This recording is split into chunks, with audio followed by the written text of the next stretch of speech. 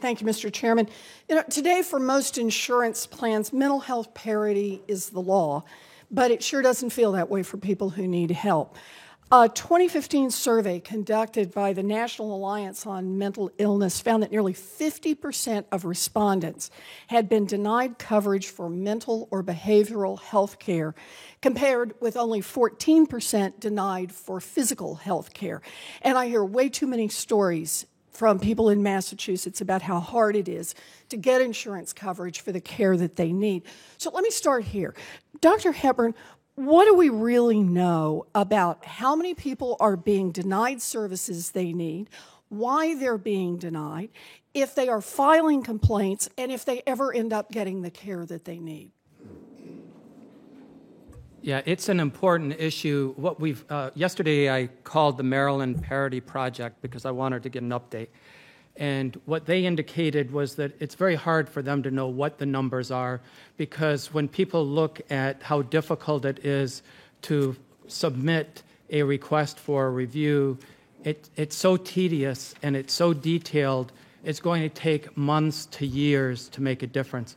So I asked for a recommendation, and they said something has to change in the process. Okay, well, let's talk about that in just a second. But let's start with what you're saying here. We just don't have even good data on this, No. on any of those four questions. Mr. Rahim, if someone had trouble getting insurance coverage for mental health services, is there one place that anyone in this country could report a problem and get some help? That I'm not sure of, and being that I think that's the information we need that's right what here. I'm saying. Being that I'm a We mental just health got it. advocate, and I don't know that speaks to that. Okay, and that's part of the problem we've got. It's hard to fix any problem if we don't have reliable data. So Connecticut created an Office of the Health Advocate to try to help people navigate the insurance system and assist when they were denied coverage. In 2014, that office returned nearly $7 million to consumers. The most frequent cases they deal with every year, denials of mental health coverage.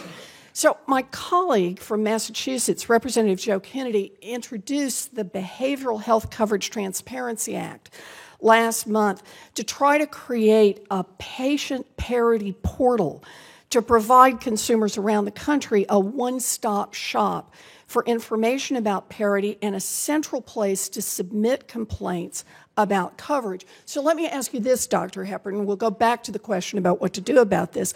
Would a central place for people to go with problems about insurance coverage for mental health problems help consumers and give regulators better information about where to focus their enforcement actions? Absolutely. Yes. So this is something that could make a real difference. Yes. From what you're saying. Good. I just want to say, as this committee goes forward on mental health legislation, I would like to work with you, Chairman Alexander and Ranking Member Murphy, on making sure that consumers have a central place to turn to for help when they are denied coverage, and a central place where we will get the information so that we can enforce the law that's currently on the books. Thank you. Thank you, Mr. Chairman.